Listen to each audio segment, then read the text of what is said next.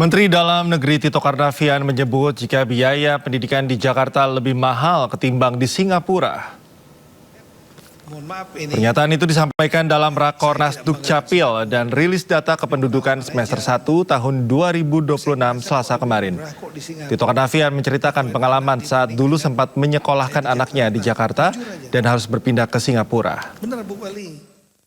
Bu Wali, saya melihat, mohon maaf ini, ya, saya tidak membanggakan Singapura, tapi pengalaman aja. Saya merasa kok lebih murah kok di Singapura nyekolahin anak dibanding dengan saya di Jakarta. Jujur aja. Benar Bu Wali. Bu Wali Kota Jakarta Utara di sini. Anak-anak saya di sekolah di salah satu sekolah lah, saya nggak mau sebut, di Jakarta Selatan yang nggak jauh dari tempat saya kerja di Mabes Polri, sekolah favorit. Satu anak 1,6 juta, 3 anak 4,8. Saya harus ngasih makan mereka uang jajan 50.000, ya, per hari. 3 150.000. Karena jauh dari rumah, ya, dan saya nggak bisa ngantar karena saya juga butuh kendaraan. Saya harus beli kendaraan buat anak saya bertiga. Setelah itu perlu supir, bayar supir, perlu bensin, ya kan? Jadi hitungannya 4,8 ditambah supir, ditambah beli mobil, tambah bensin, tinggi. Nah, ketika saya di Singapura, ya, karena sekolahnya standar semua, SD-nya, jangan salah, itu di Singapura mereka nggak punya sumber daya alam, ya, natural resources-nya nggak ada. Jadi mereka invest di human capital, human resources. 30% anggaran buat pendidikan, sehingga sekolahnya standar semua SD-nya. Nah, begitu standar semua, maka menggunakan sistem zonasi. Kita begitu email, masukkan portal layanan publik tadi tanpa harus ke sana, kita dipilihkan sekolah yang terdekat dari rumah. Nah, sedangkan sekolahnya subsidi. Saya ingat betul bayarnya $100 per bulan. Saat itu kurs masih Rp6.000. Sementara itu, pernyataan Tito Karnavian itu ditanggapi oleh Menteri Pendidikan Dasar dan Menengah Abdul Muti. Menurut Abdul Muti, sekolah di Singapura jumlahnya sedikit sekali. Sekolah di Indonesia ada sekitar 400.000 sekolah dengan murid sekitar 53 juta anak. Jadi kompleksitas persoalannya pun sangat berbeda.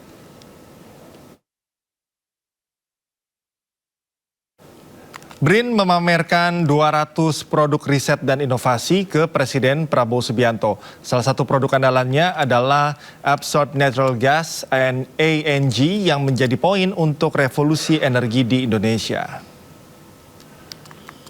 150 peneliti Badan Riset dan Inovasi Nasional atau BRIN memaparkan hasil riset dan inovasinya ke Presiden Prabowo di Istana Kepresidenan Jakarta. BRIN memaparkan 12 klaster riset meliputi bidang energi, pangan, transportasi, antariksa, perumahan, nuklir, logam, tanah jarang hingga inovasi yang mendukung program MBG. Selain paparan, BRIN juga menampilkan sejumlah produk inovasi yang dijadwalkan akan ditinjau langsung oleh Presiden bersama para penelitinya. ANG menjadi salah satu produk andalan yang menjadi solusi untuk menghemat gas hingga devisa negara. Arief mengklaim BRIN terus berupaya menghasilkan penelitian yang dapat dimanfaatkan untuk menjawab berbagai tantangan pembangunan serta mendukung kemajuan ekonomi Indonesia. Kami memaparkan dari 12 klaster itu isu pangan, isu riset tentang pangan, riset tentang energi, riset tentang berkaitan untuk bisa mensupport produk kita untuk kampung nelayan, produk kita untuk MBG, kemudian juga riset antariksa, riset penerbangan, riset nuklir, kemudian riset logam tanah jarang, ya riset perumahan, riset transportasi, riset kesehatan, ya itu produk-produk riset kita memang sudah sangat banyak dan terus terang tidak semua produk inovasi bisa kami pamerkan. Ya setiap klaster punya kebanggaannya. Seperti energi tadi kan kita bisa memberikan solusi untuk menghemat gas, untuk bisa menghemat devisa. Karena kalau ANG tadi bisa digunakan dengan tekanan kurang dari 30 bar ya, maka itu bisa menjadi pengganti LPG. Jadi ini salah satu andalan kita yang nanti akan bisa memberikan solusi untuk bidang energi. Begitulah dalam bidang pangan, kami juga punya peralatan pertanian, juga punya varietas unggul yang Pak Presiden juga sering menyampaikan tentang bagaimana menghasilkan padi di lokasi yang memang memiliki lahan asin. Nah itu padi biosalin kami juga sudah punya, dan sekarang itu yang paling penting adalah bagaimana proses percepatan produksi dari benih-benih yang dihasilkan oleh BRIN supaya banyak dimanfaatkan oleh masyarakat, sehingga kami dengan Kementan selalu berkoordinasi, selalu berkolaborasi. Ya kami pun juga akan menyampaikan bahwa kami dengan Kemendikbudristek ada kerjasama perumusan peta jalan riset Indonesia. Jadi untuk memberikan arah riset di Indonesia ke depan, maka peta jalan menjadi penting dan agenda riset apa yang harus dilakukan sampai 2045. Beralih ke informasi lain, pemirsa, kebakaran hutan dan lahan di wilayah Kalimantan terus meluas. Sejumlah petugas tumbang karena kelelahan dan terpapar asap saat melakukan pemadaman api.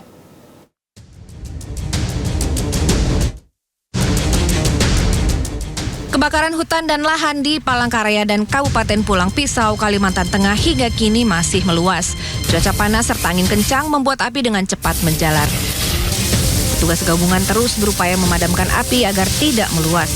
Banyaknya titik api yang bermunculan membuat petugas bekerja ekstra. Kondisi ini menyebabkan 5 petugas Dalkarhutla Dinas Kehutanan Kalimantan Tengah jatuh sakit. Petugas mengalami meriang, demam, sakit kepala hingga sesak nafas akibat kelelahan serta terpapar asap. Panas, jadi berkeringat.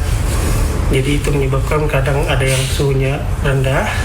Terus karena panas itu karena panas jadi bisa tinggi suhunya. Di Kabupaten Kota Waringin Timur, Kalimantan Tengah, jumlah titik panas hingga Selasa petang mencapai 62 titik. Jumlah ini melonjak dibandingkan sehari sebelumnya yang tercatat hanya sebanyak 14 titik. Beberapa wilayah membutuhkan waktu lebih lama untuk dipadamkan karena kondisi medan dan keterbatasan sumber air.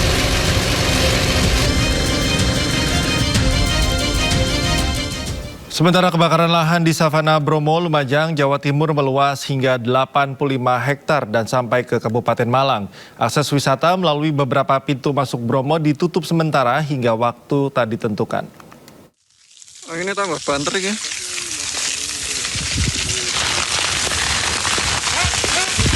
Kebakaran lahan Savana Bromo di Blok Bantengan, Lumajang meluas hingga 85 hektar. 150 personil gabungan dari BPBD dan Balai Besar Taman Nasional Bromo Tengger Semeru terus berupaya memadamkan api. Namun kondisi lahan di musim kemarau membuat api terus menjalar. Titik api yang semula berada di Kabupaten Lumajang dan Probolinggo kini bergerak hingga menuju hutan Bromo di kawasan Kabupaten Malang.